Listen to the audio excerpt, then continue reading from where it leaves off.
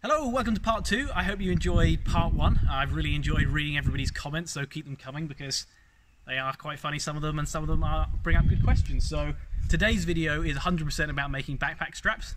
I didn't sort of plan it that way, but in the editing it just panned out to take about the appropriate amount of time. So we're going to go over some of the evolution of the backpack straps and what I've tried to achieve with these ones over the last backpacks. So this is the first backpack I made, or one of the first, actually the second. And I didn't use my own design of backpack straps. I was really intimidated by backpack straps because they're quite a complicated thing to make, complicated to get comfortable and things like that. So I ended up cutting some off an old bag, and I'd encourage you to do this if it's your first time and you're really worried about it.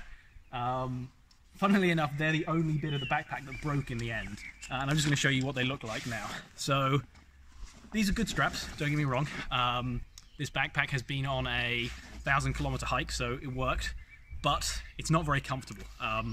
These straps are super narrow, so I'm wearing it now so you can see, and to compensate for that, this backpack has a big padded hip belt, which I also cut off the same backpack. So that was number 1, or design 0, because I didn't even design those straps, but that's just something you can do.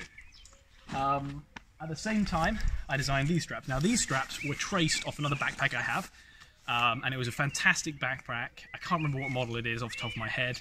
But this backpack was sort of like a halfway house, so it did have a hip belt, but this hip belt is a 40mm webbing hip belt, which I would totally recommend. It's a bit, oh, that's tight, Jesus. Okay, so these straps, if you look at the width of them straight on, they're wider than the previous, or the other backpack, but they're not super wide, and I wanted to go wider in the future because it was comfortable, but it wasn't super comfortable.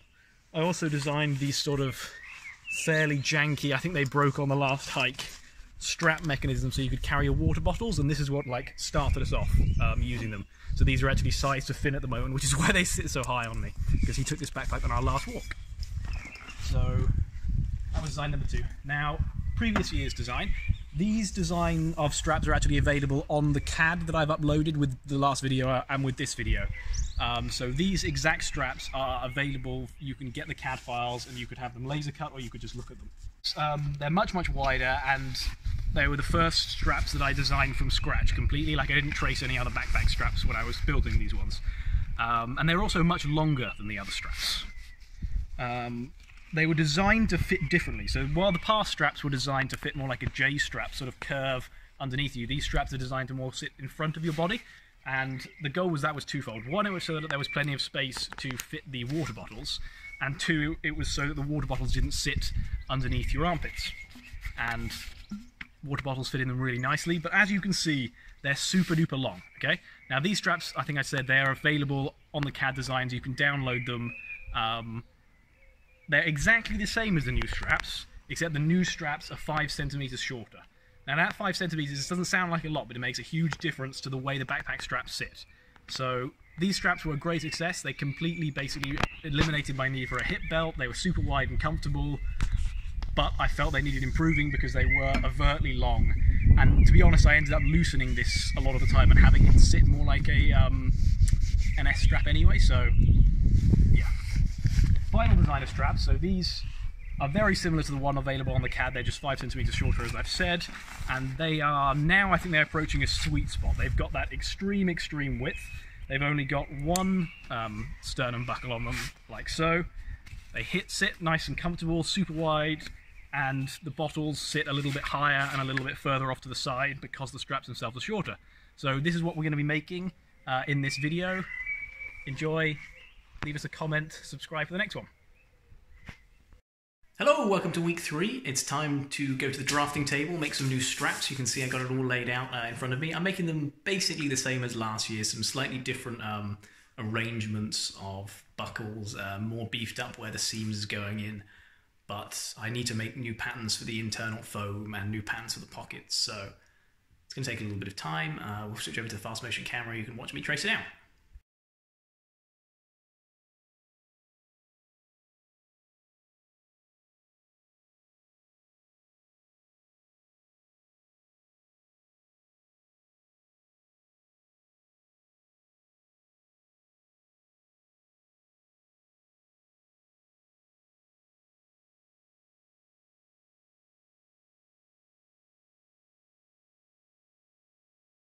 Okay, first one came out really nicely. It worked a lot better when I was marking it with a fine pencil. This thick pen I thought was really clever, but it ended up bleeding out a bit. Somebody asked me for dimensions of the straps last time we made a video about straps, so hold on quickly here. These straps are about 58 centimeters long. This is the new shortened version, and the raw width of the strap is 13 centimeters, but I think it comes out to a much shorter with the seam allowance factored in. So that's just a rough idea of dimensions. I should probably measure from the seam actually, because that's a more useful measurement, which you can see is 49 on the old one and 48 on the new one. Probably I've measured that in a slightly wrong place, but there you go. Okay, so I've got two perfect copies cut out. Now the next thing to do is I want to reduce one of these to be the inner marking, like where I will sew to. And to achieve that, what I'm going to do is take one of them, I'm going to line it up like this, and I'm going to draw along that line the width of my seam allowance. And I'll do that, repeat that on this side, for both sides, and then I will cut one of them down. Using the sewing machine foot to precisely calibrate where my seam mark should be.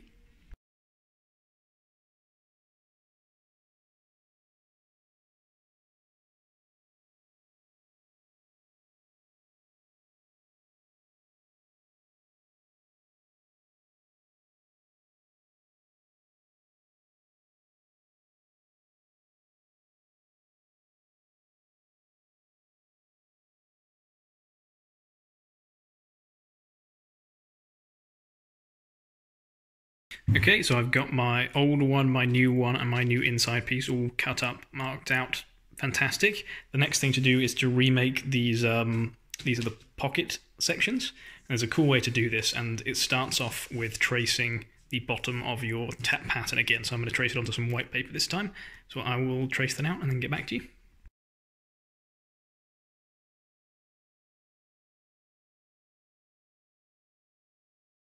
Okay, so now that I have traced this out, what I'm going to do is decide how tall I want my pocket to be. I know how tall I want it to be because I have this one here, which I can measure for you right now. So it's 25 centimeters tall. That includes this 2.5 centimeter seam allowance at the top. So what I'm going to do is I'm just going to cut the top of this off at the correct height, mark on where I want the seam allowance to be, and then cut this out.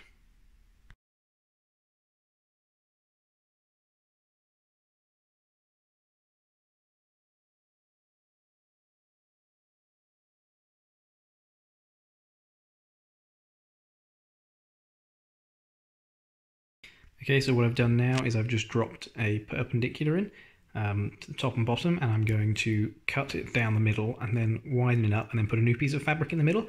And what that's going to allow me to do is it's going to allow me to widen the pocket, because obviously I want the elastic to have more elastic than the width of the strap itself, while maintaining the correct curvature on these two sides. So cut it open, insert new paper, stick it all together with tape.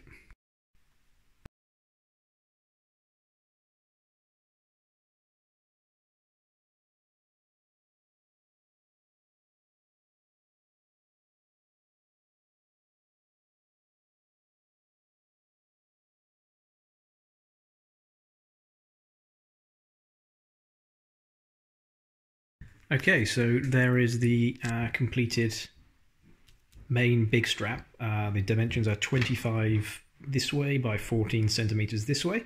Now I need to make the new version of the small strap. I like to have double, sorry, what am I saying? Pocket, because I like to have double pockets. So this is really easy. You just trace this onto a piece of paper again and cut it shorter this time. You don't need to faff with the expansion because you've already done it once before.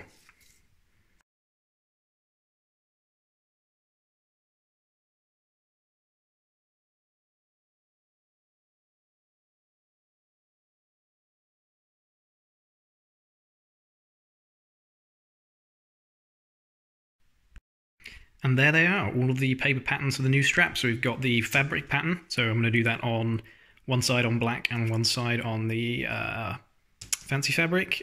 This is the foam pattern, and these are the two pockets, and they're going to be cut out of black elastic. So I'm going to draw them up on the fabric now.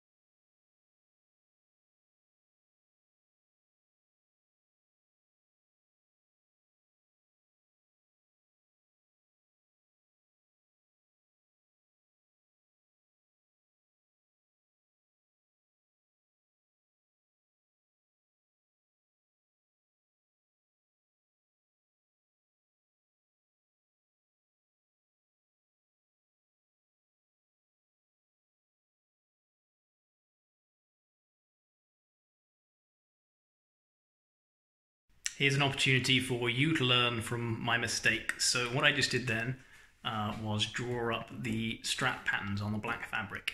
Let me just switch to the other camera. And somebody who was thinking about it clearly would have realised that I've drawn these on the bias of the fabric. Now that means I've drawn them at an angle like this.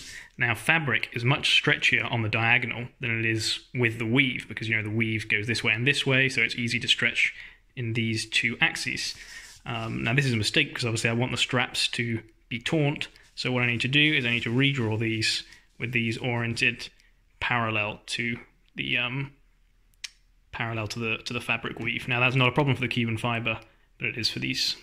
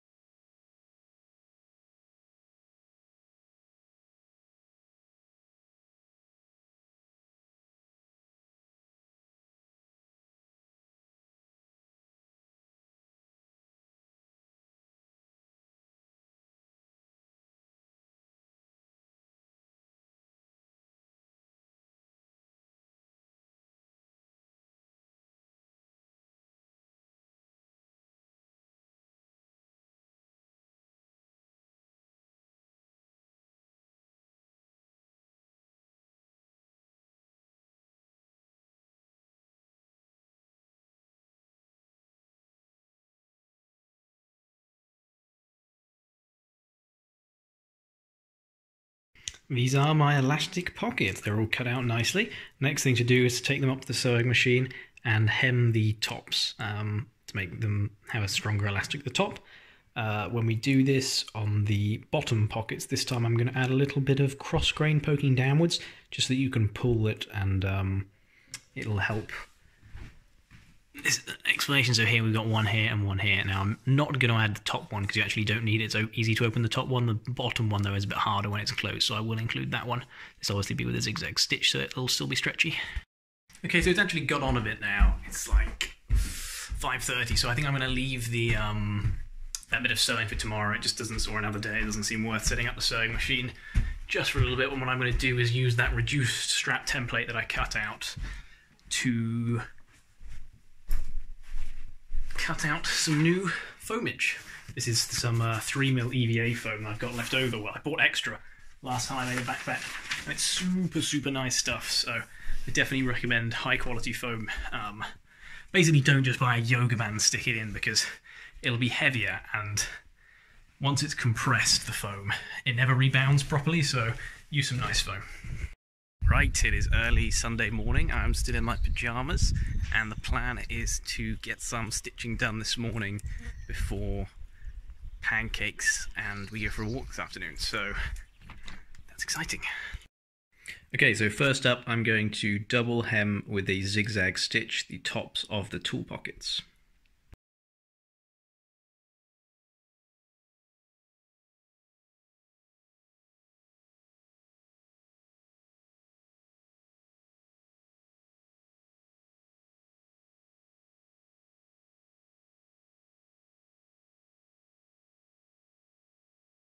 Okay, so you can see the tool pockets are both hemmed along the top. Now it's time to do the small ones. The small ones I want to add on a little piece of cross grain. So the way you do this is you take quite a long pull tab of cross grain, fold it in half, and then we're going to stick it, we're going to just do a little tag stitch into the middle of the outside of the pocket facing downwards, and then we just roll the hem as we did the other two onto the back.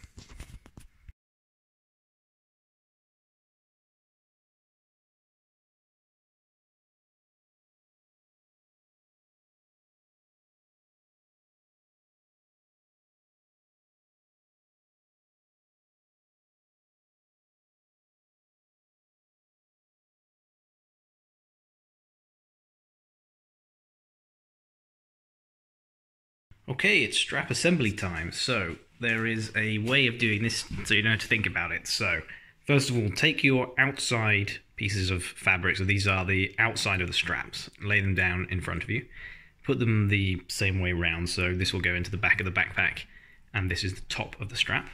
Come down, then we're going to pin on to these straps our two pockets, and we pin them on as we want them to look on the backpack. So I've got the the inner pocket and the outer pocket, and I'm going to pin along this edge here, and then I'm also going to move this piece of fabric in along that line and pin along there.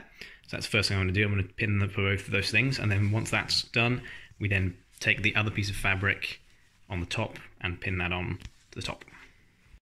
Okay, so quick update, I've pinned the three most important points, so that's the top of the inner pocket, the top of the outer pocket, and the corner. Now I'm going to pin the same 3 points on the other side. Okay, so I got both sides of this one pinned up. That was actually a fair bit of hassle. You've got to be really, really accurate when you're pinning this and take your time. Also, you want to make sure you pin it so the pins are accessible from the back, because this slippy side will be at the top when I stitch, and I want to be able to pull the pins out from that side. So what I've done here is I've just folded the top and put a paper clip on it so to make it a bit easier when I'm sewing, and I added a pleat and a pin on the bottom. Now I'm going to repeat the process on the other side. Okay, so both of them are pinned up around both sides, a couple of bits of paper clips, and I've got the top piece of fabric, and that's just going to go over the top like this. Now we're going to go out to the summer house and just whip around the edge with a sewing machine.